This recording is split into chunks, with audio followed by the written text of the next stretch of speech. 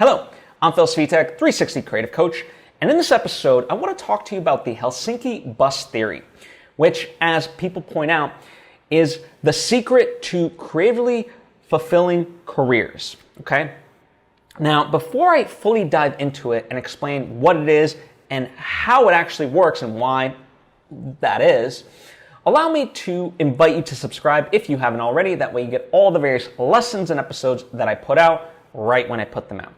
Thank you if you just did, and thank you if you already were. It truly does mean a lot to me, as I hope it does to you. So, let's get into this.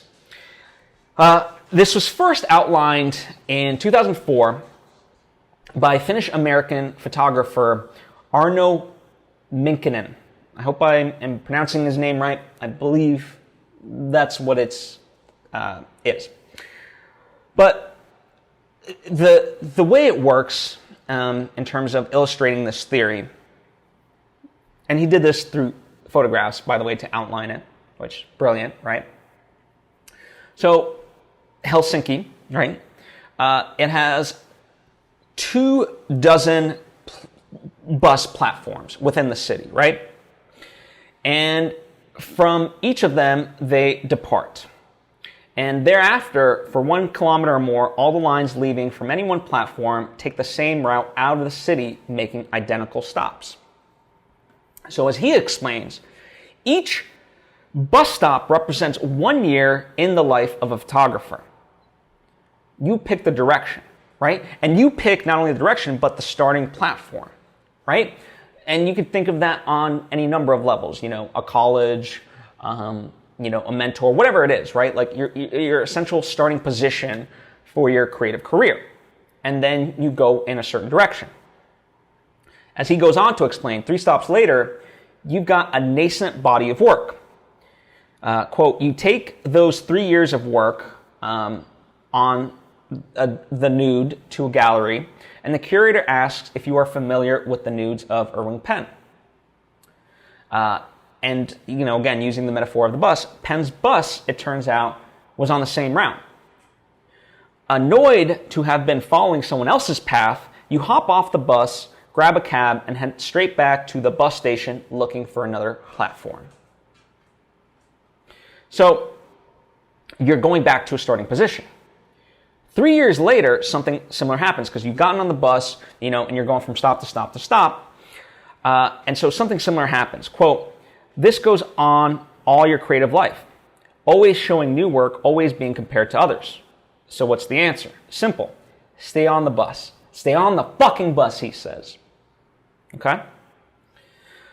So the reason for this is because a little way further, the Helsinki bus routes diverge, plunging off into idiosyncratic journeys of very different destinations. That's when, in this metaphor, the photographer finds a unique vision. If you'd rather skip the mystificatory art talk, the satisfying sense that he or she is doing their own thing, right? That's what that ultimately means. So by literally staying on the bus, they get to their creative vision. Well, how is that? Well, the first insight of all this is that in the first years, any worthwhile project / feedback that you get, whether from your own emotions or other people, isn't actually a reliable indication of how you're doing, which seems counterintuitive to a lot of people and really messes them up, right? So don't be thrown off by that. And it can be triggering, right? To hear feedback of like, this reminds me of something else, or that's not good enough. And even if you're that self-critical person, do not feed into that, right? Do not.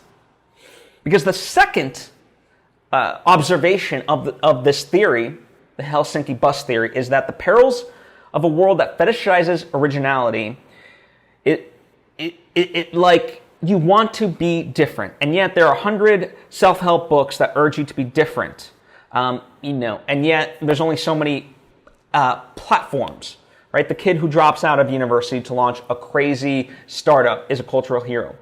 Yet the Helsinki theory suggests that if you pursue originality too vigorously, They'll never actually reach it. That's the paradox of all of this. Excuse me. Is that the more you try to be original, the less you are. It really is about going through, and yes, part of it is you're going to be compared. Part of it, you will stop along on the same routes. But by doing so, you pick up on certain things, and the longer you go, that's how you break through towards originality. Okay? Sometimes it takes more guts to keep trudging down a pre-trodden path than to the originality beyond. So, as Arno Minkinen says, stay on the fucking bus. Right?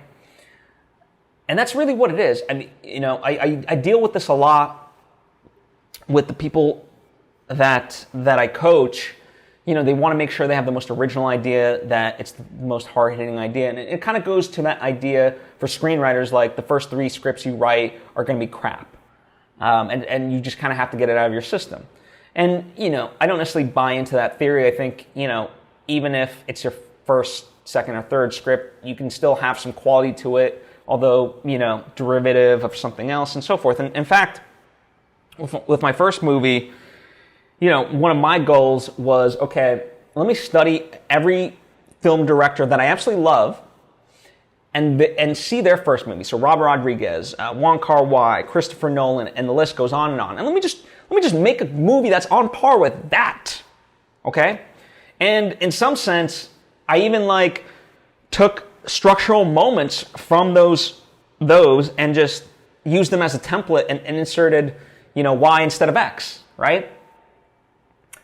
And that worked. I mean, to me, Love Market is a little gem of a movie. Is it the most original? Is it the most hard-hitting? Is it the best work that I'll ever create? No. But for my first work, I'm very proud of it. And, for the second one, I kind of did a similar thing with a Bogota trip. I studied,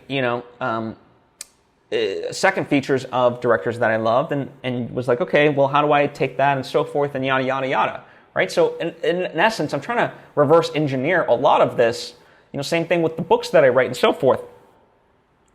And, a lot of these can be compared to something else, but even within that, by doing that, because I have a different perspective on life, it has its own voice.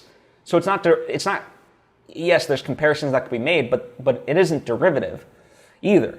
And I know as I continue, because that is my goal, is to make the stuff that is meaningful to me, there will be stuff that defines me specifically. And I think, to certain people, if they've read my work and seen my movies, there are certain things, like I'm a big, using notes as a form of communication is heavily utilized in a lot of the work that I do, right? Much like Tarantino likes feet or something like that, right? But nonetheless, that's my aim, is to just keep creating, and, regardless of what people say, I'm not saying I'm going to be like Tarantino, but in the same way that Tarantino is uniquely his own, I aim to do that, and how I aim to do that is to stay on the fucking bus. And I suggest the same for you, right? It's just, when you're starting off, it's like that Picasso quote. This isn't verbatim, but, in order to break the rules, you have to know and learn the rules. And that's kind of what this is hinting at, really. So keep that in your back of your mind and use that as a force to move forward in your creative career. The problem is we all want instant results right here, right now, especially in this social media day and age where instant gratification has been like heroin and induced into us. That's not what defines careers. Slow and steady wins the race. Make progress little by little. Chip away at it. And you'll get there. Stay on the fucking bus. That's the message I have for you. Thank you as always for taking the time to tune in. If you have any questions or thoughts of your own, as I'm sure you do, comment down below or hit me up on social media at Svitek. Likewise, if you appreciate what I do and think you might benefit from more direct interaction, there's, of course, my coaching. That's linked to down in the description box. If that is too steep of a price at the moment, my Patreon page is also available to you, patreon.com/Svitek.